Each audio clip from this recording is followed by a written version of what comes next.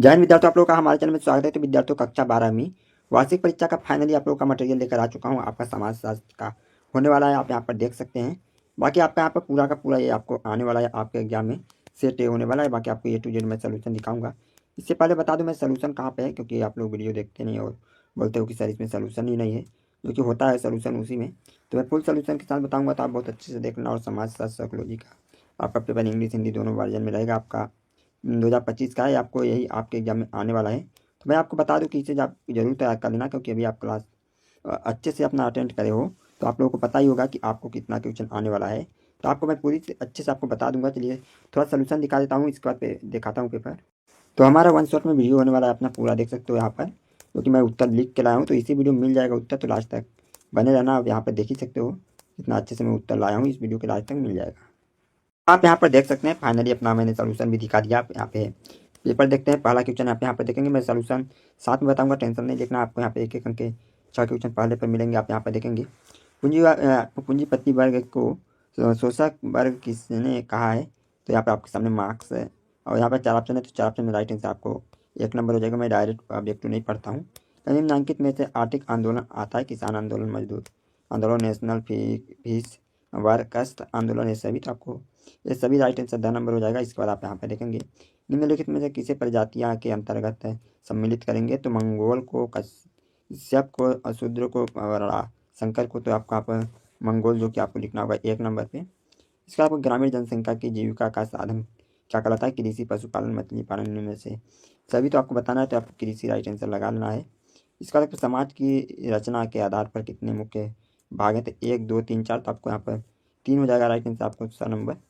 यहाँ पर रात 3 नंबर हो जाएगा राइट आंसर, यहाँ मतलब यहाँ पे 3 नंबर। इसके बाद भारत में पारिस्थितिकी आंदोलन का उदाहरण है, तो आपको चिपको आंदोलन, किसान आंदोलन, यहाँ पे दलित आंदोलन, ये सभी। तो आपको चिपको आंदोलन राइट आंसर लगा देना है 8 नंबर। 6 नंबर कंप्लीट हुआ। आगे चलते हैं। इंग्लिश वाले अपना स्क्रीनशॉट ले लेना, 7 देखेंगे आप यहाँ पर देखेंगे एक एक अंक के 6 क्वेश्चन है, 6 नंबर मिल जाएगा, छोड़ना नहीं है।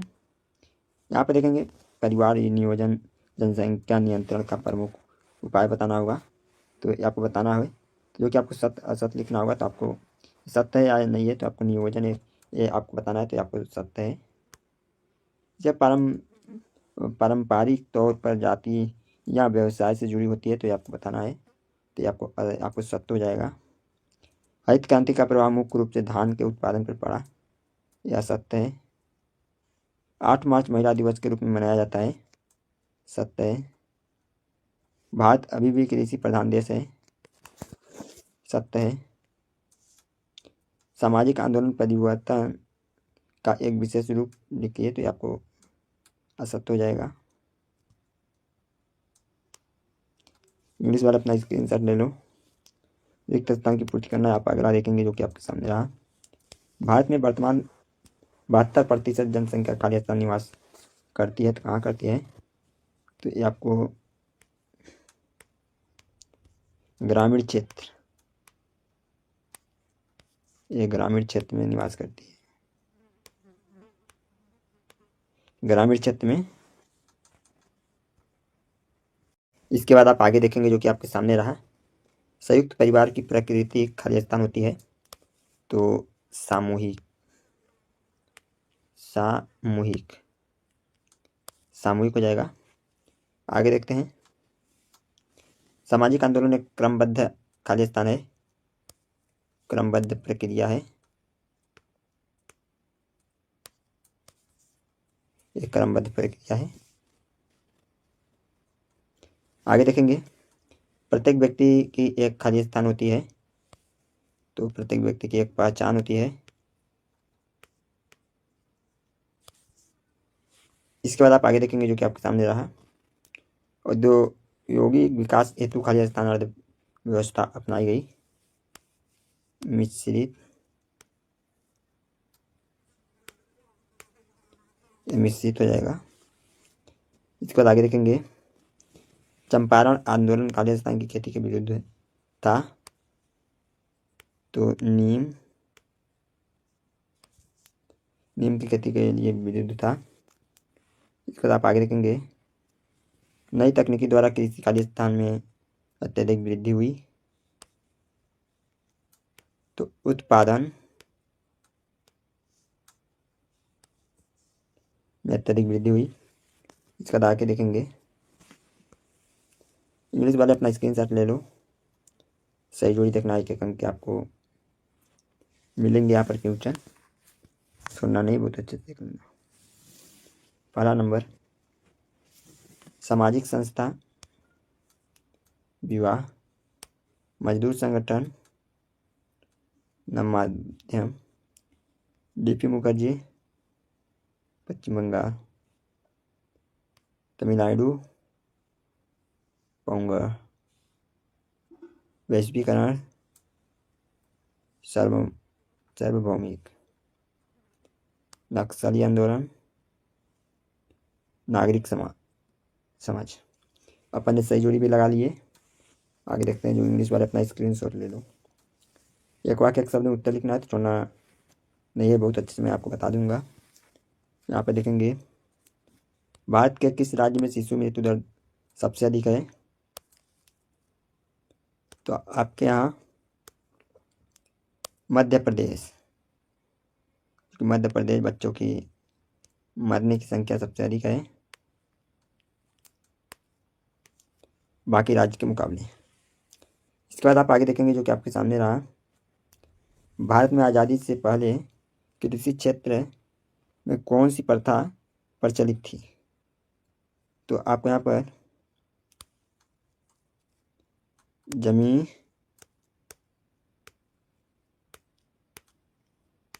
जमींदारी प्रथा।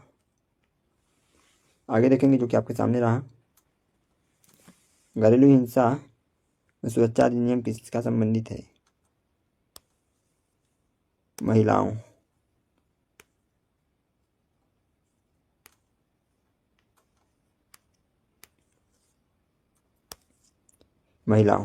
इसके बाद आप आगे देखेंगे जो कि आपके सामने रहा, औद्योगिकीकरण से समाज में किस प्रकार की असमानताएं बढ़ती हैं?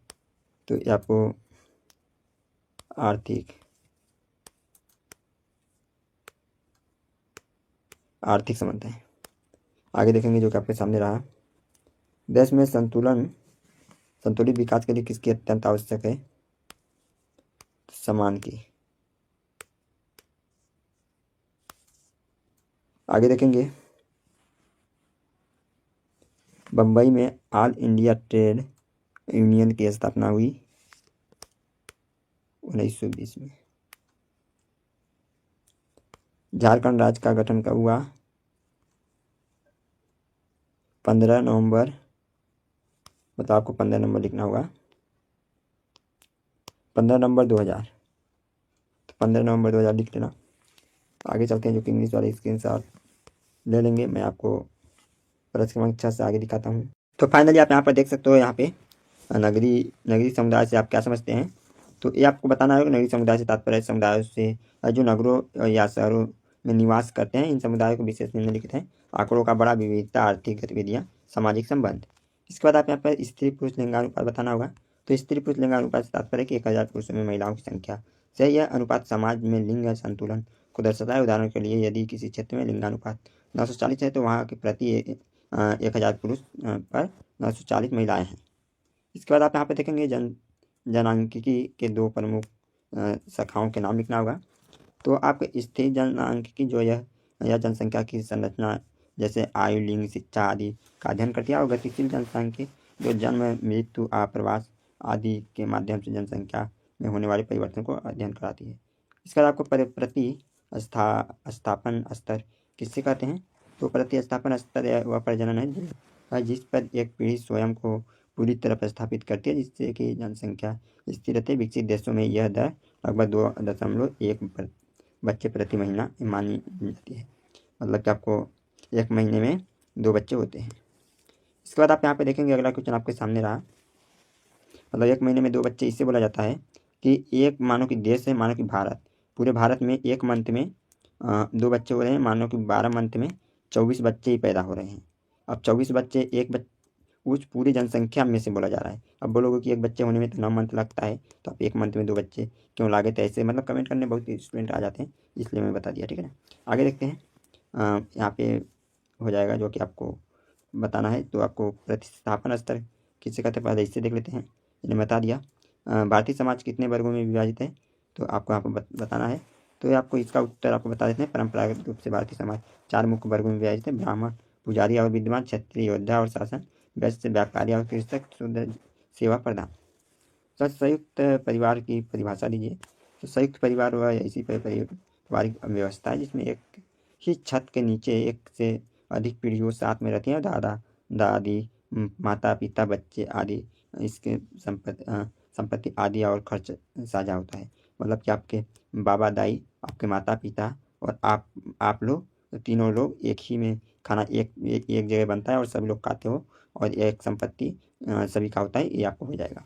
ठीक है ना, संयुक्त परिवार इसे बोलते हैं, बड़ा परिवार। इसके बाद आप आगे देखेंगे भारतीय समाज किस प्रकार का समाज है। तो भारतीय समाज एक बहुसांस्कृतिक, बहुभाषी, बहुधार्मिक समाज है। यह विविधता में एकता के सिद्धांत पर आधारित है, जहाँ विभिन्न सांस्कृतिक, धार्मिक और भाषाई समूह सह अस्तित्व में रहते हैं। इसके बाद आपको यहाँ पर देखेंगे पंथ निरपेक्ष से आप क्या समझते हैं। पंथ निरपेक्ष एक ऐसी व्यवस्था है जिसमें राज्य का कोई अधिकारी धर्म नहीं होता है और सभी धर्मों के प्रति समान सम्मान और दूरी बरती जाती है। तो यह धार्मिक स्वतंत्रता और समानताएं सुनिश्चित करती है। धार्मिक नियोग्यता क्या है, तो धार्मिक नियोग्यता से तात्पर्य है किसी व्यक्ति या समूह को उसके धर्म के आधार पर सामाजिक, आर्थिक एवं राजनीतिक अधिकारों को वंचित करना। सब पूर्वाग्रह का क्या अर्थ है, तो पूर्वाग्रह का एक ऐसी नकारात्मक या सकारात्मक धारणा है जो बिना पर्याप्त जानकारी या अनुभव के किसी व्यक्ति या समूह के प्रति बनाई जाती है। आगे देखते हैं धार्मिक बहुलवाद किसे कहते हैं। तो धार्मिक बहुलवाद एक ऐसी स्थिति है जिसमें एक समाज में विभिन्न धर्मों के लोग सह अस्तित्व में रहते हैं और सभी धर्मों को समान मान्यता और समान मिलता है, इस तरीके से हो जाएगा।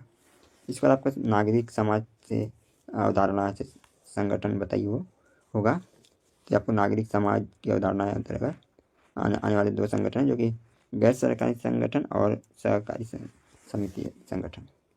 प्रवास से क्या से है, तो प्रवास से तात्पर्य कि व्यक्ति या समूह का एक स्थान से दूसरे स्थान पर अस्थायी या अस्थायी रूप से बसने के उद्देश्य से जाना। जॉब चारनाक कौन था। Job चारनाक British east India company का एक अधिकारी था जिसने 1690 में कोलकाता शहर की स्थापना का श्रेय दिया जाता है, इस तरीके से।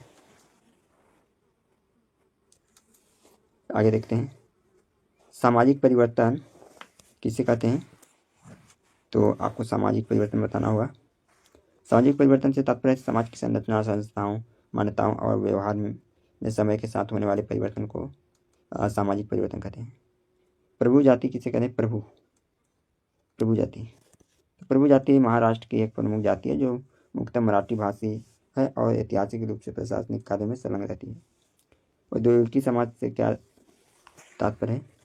औद्योगिक समाज से तात्पर्य क्या ये पूछा गया है, तो औद्योगिक समाज से वह समाज जिसमें उत्पादन के प्रमुख साधन उद्योग पर आधारित होते हैं। इस प्रकार के समाज में मशीन और तकनीकी उपकरण का उपयोग किया जाता है, इससे बड़े पैमाने पर उत्पादन संभव होता है। औद्योगिक समाज में शहरीकरण, श्रमिक के उदाहरण, सामाजिक गतिविधि जैसे कि विशेषता प्रमुख है। 5वां नंबर औद्योगिक समाज की 2 विशेषताएं। पहला हो जाएगा शहरीकरण, दूसरा हो जाएगा विभाजन का उच्च स्तर। इसको बड़ा बना के लिख देना। आगे देखते हैं विनिवेश किसे कहते हैं। विनिवेश वह प्रक्रिया जिसमें सरकार या कोई संगठन अपनी संपत्ति या शेयरों को बेचकर पूंजी निकालता है। यह आमतौर पर सार्वजनिक क्षेत्र में उपकरणों के सरकारी जिम्मेदार को करने के लिए किया जाता है। यहाँ पे देखेंगे विनिवेश किसे कहते हैं। आउट यहाँ पे सोर्सिंग क्या है, तो वीडियो क्लास में उत्तर मिलेगा। जनसंख्या वृद्धि के सामाजिक प्रभाव, तो जनसंख्या वृद्धि पे साधनों का दबाव, बेरोजगारी, शहरीकरण, स्वास्थ्य सेवा पर दबाव। इसके बाद आप यहाँ पे देखेंगे जनसंख्या के 3 प्रमुख विशेषताएं, जनांगीकी की 3 विशेषताएं। तो पहला हो जाएगा जनसंख्या पर आकार, दूसरा जनसंख्या संरचना, तीसरा जनसंख्या वितरण। इसके बाद यहाँ पे अगला है भारतीय लोकतंत्र की क्या विशेषताएं हैं। तो भारतीय लोकतंत्र की विशेषताएं पूछा गया है। तो लिखित संविधान पर आधारित भारत का लोकतंत्र एक विस्तृत और लिखित संविधान पर आधारित है जो नागरिक के विचारों और कर्तव्यों को स्पष्ट रूप से परिभाषित करता है। इसके बाद आप आगे देखेंगे जातिवाद से क्या हानियाँ है। जो जातिवाद सामाजिक असमानता, जाति के कारण समान ऊंच नीच की भावना बढ़ती है। इस तरीके से आप लिखना होगा, बड़ा उत्तर लास्ट में मिलेगा। सामाजिक संरचना किसे कहते हैं। तो सामाजिक संरचना स्थापित समाज में विभिन्न संस्था, समूह, भूमिका और मान्यताओं के बीच संबंध और व्यवस्थाओं से जो समाज में संगठन और कार्यप्रणालियों को निर्धारित करता है। राष्ट्रवाद किसे कहते हैं। तो राष्ट्रीयवाद एक ऐसी भावना है जिसमें व्यक्ति अपने राष्ट्र के प्रति प्रेम, समर्पण और गर्व महसूस करता है, उसी स्वतंत्रता। इस तरीके से आपको लिख लेना है। पश्चिमीकरण से हमारे समाज पर क्या प्रभाव डाला, कोई 3। तो आपको यहाँ पर बताना है पश्चिमीकरण।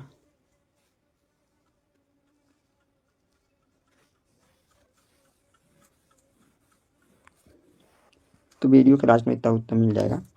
ये आप संस्कृतिकरण किसे कहते हैं। भारत के जनजाति की मुख्य विशेषताएं बताना है। जाति प्रथा से 4 दोष, समाज में महिलाओं की निर्भर 4 मुख्य कारण, राजा राम मोहन राय ने सामाजिक सुधार से क्या योगदान किया। इसके बाद भारतीय ग्रामीण समाज पर भूमंडलीकरण तथा उदासीन से क्या प्रभाव है, स्पष्ट करिए। कृषि समाज की संस्कृति से क्या तात्पर्य है। मिश्रित अर्थव्यवस्था किसे कहते हैं। भारत में स्वतंत्रता के प्रारंभिक वर्ष में औद्योगिकरण से कैसे था बताना है। चलिए अपन उत्तर देख लेते हैं।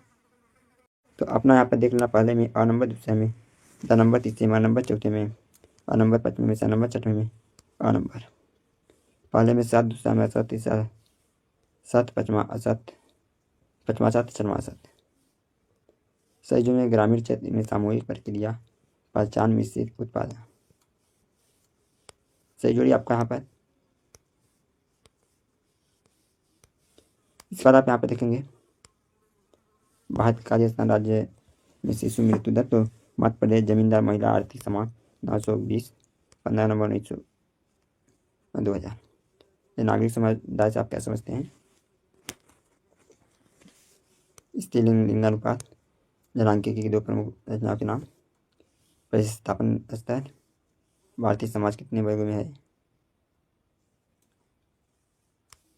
ये आपको हो जाएगा 9, 10। बहुत अच्छे से आप देख लेना। 11 नंबर आगे का, 12 नंबर देख लो, 13 नंबर,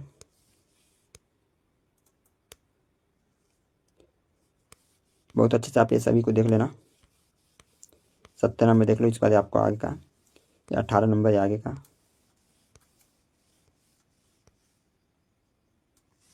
इसके बाद आपको 20 नंबर ये आगे का, 21 नंबर और 21 का अथवा 22। तो आप पूरा देख लेना बहुत अच्छे से। तो आई होप कि आपको समझ आ गया होगा। जो भी डाउट हो कमेंट करके पूछिए। चैनल सब्सक्राइब कर देना, वीडियो को लाइक कर देना। फिर मिलते हैं नेक्स्ट वीडियो, तक के लिए।